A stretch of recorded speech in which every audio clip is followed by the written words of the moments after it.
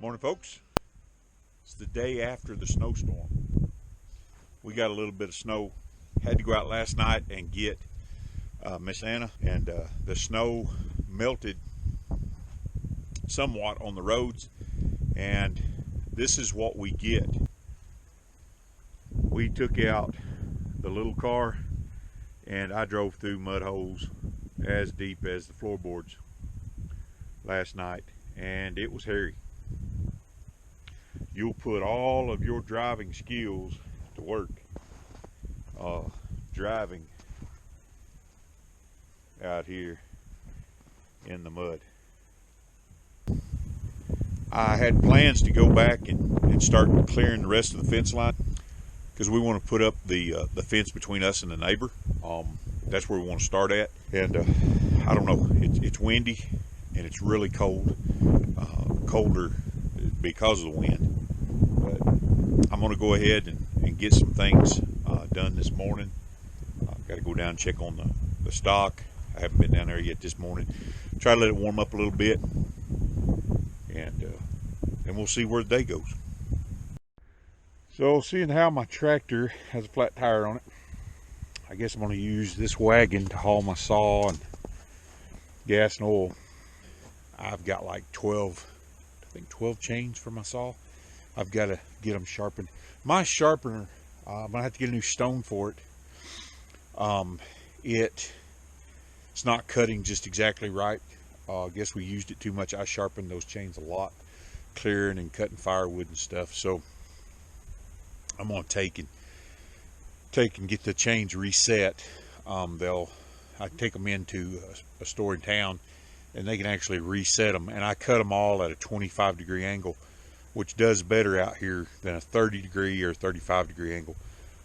It just cuts through this wood. This wood is very hard, so you want a straighter cut. Any straighter than that, it would bog the saw down because it's not a great big saw. And if you have a bigger saw, if you have like a, I think this one's like 35 cc or something like that. I can't remember. It's not very big. But if you get up there in the 50 range, then you can even go steeper or less steep, which is like 20, 15, and those will really throw some shavings. But you've got to have a saw that is got the horsepower to pull it. One of the things I've got to do, I don't know if it's this particular model or just all of them. If you're in a wetter climate, I don't think it would matter as much, but these breathers, this air filter clogs up, and you can see the stuff pop off of it there. I thought at one time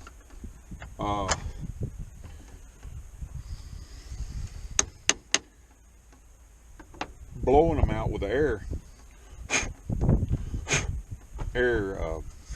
hose, air compressor was the right thing to do. And then I run into a steel mechanic who told me that best thing to do is wash them in Dawn dishwashing liquid. Dawn, it takes grease out of the way. Not a sponsor. But it cleans them up fairly well. And I've bought about 4, and I change them out. This one will get washed in warm water and Dawn dishwashing soap, kind of a thin solution of it, and then I'll rinse it and let it dry. I'll take one with me. My saw started running rough, didn't know what was wrong with it. I would clean the filter out, it would run a little bit better, but then when I washed them, it runs like it's brand new. This saw's cut about 30 cords of wood, and it's been a really good saw. We don't cut nothing big. We just cut these junipers and piñons. Piñon is actually harder to cut than most people think. It's not a soft pine like most pines. It's got a lot of sap in it. Got that on there.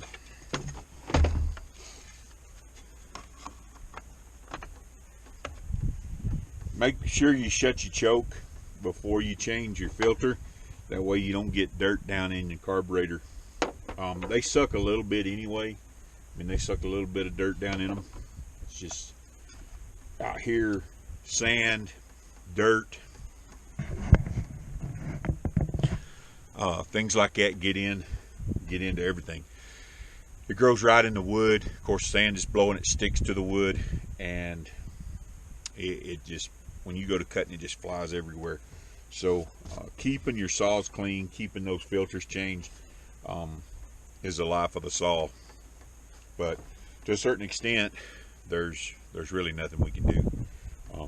We just have to take and do the best we can with keeping the sand out of our gas and out of our oil and out of our carburetors. Kind of a small workspace here, but about the only one I got that ain't covered in snow. This chain here, I've used it quite a bit to trim trees. I'm gonna have to cut some trees totally out of the way, and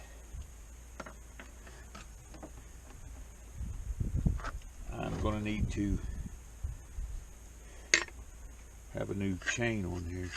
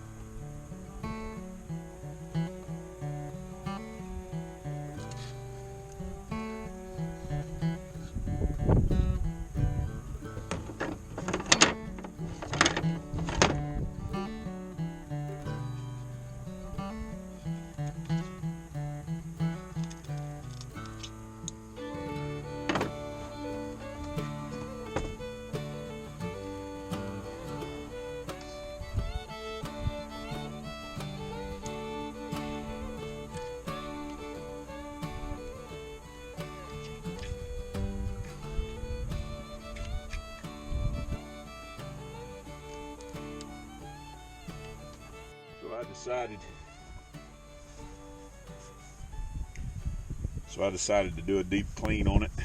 Went and got some cleaner, plastic safe cleaner.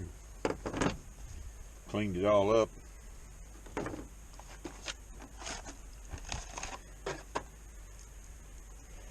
A new chain.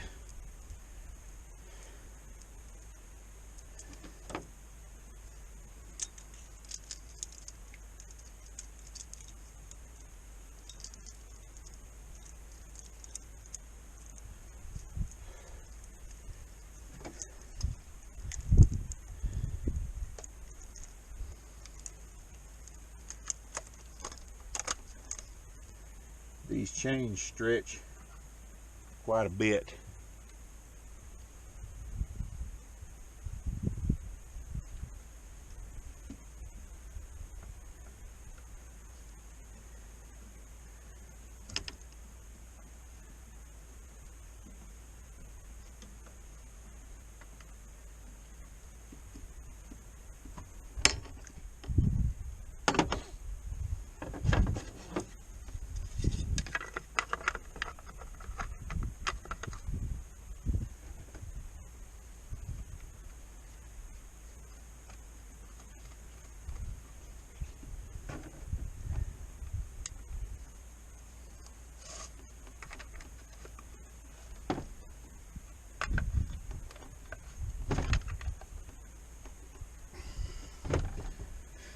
Now, ready to go cut some trees. I'm going to go back to the far corner and start down along. I've got about half of the property fence line cleared on the back. I've got another half to do. Some of it's open, some of it's not. Okay, it's real windy. Get in, boo. Get in. It's real windy, and we're out here behind the pens, and the snow's pretty deep, but there's no time like the present to take and do things.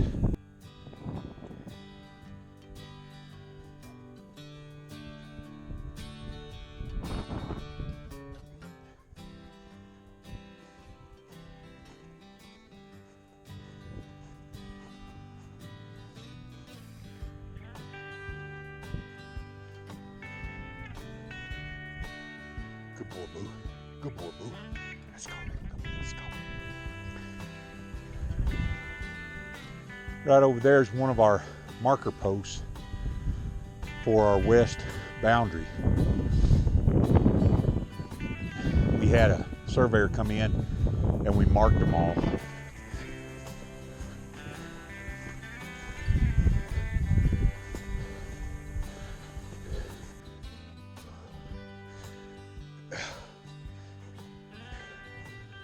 I need this wagon tongue to be about 2 feet longer. Would really help. This is where we are going to have to put our corner.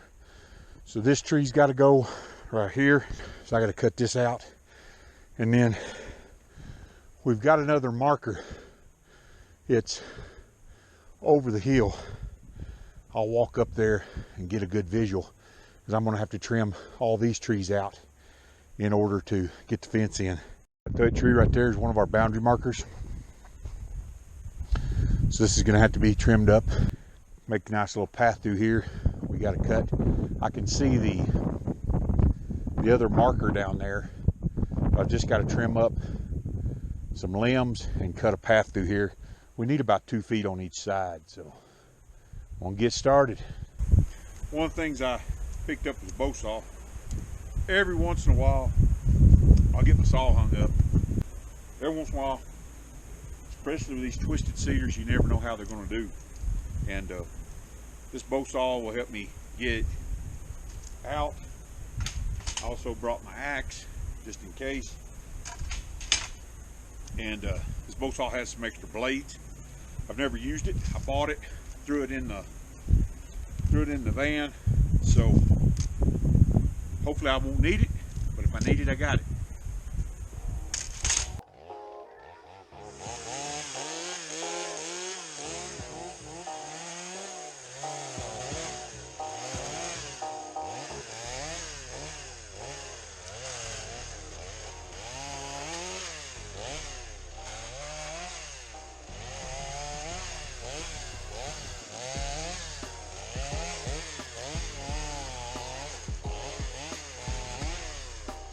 My marker pole is in the middle of that tree, so I trimmed all this off.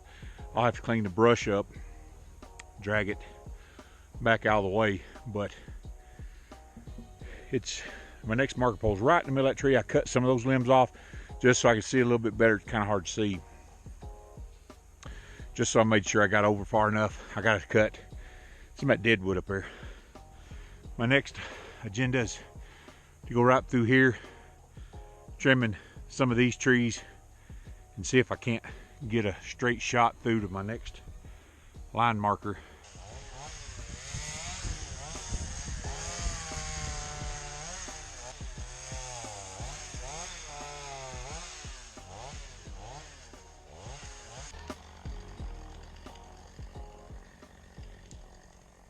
First thing to do is cut a little bit, come back and do a line of sight. Here's my post.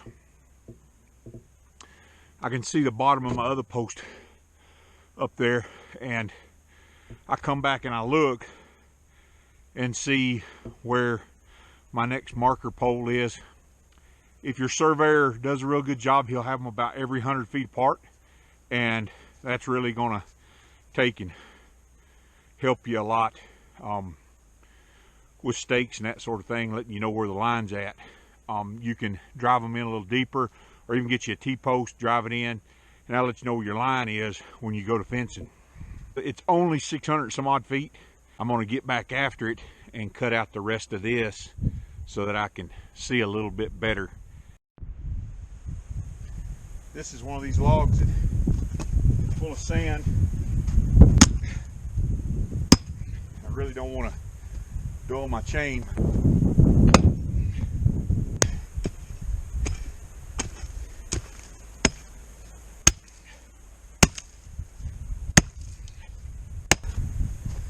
One thing about this juniper is it's really brashy, and you don't want to attack it head on.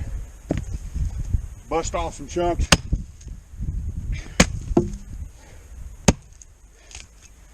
And then cut those splinters. I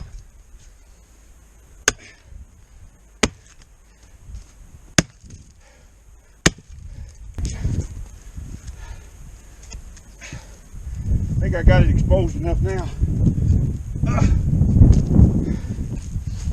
Maybe I can cut some of this without getting into the sand too much. Alrighty, there's our other marker.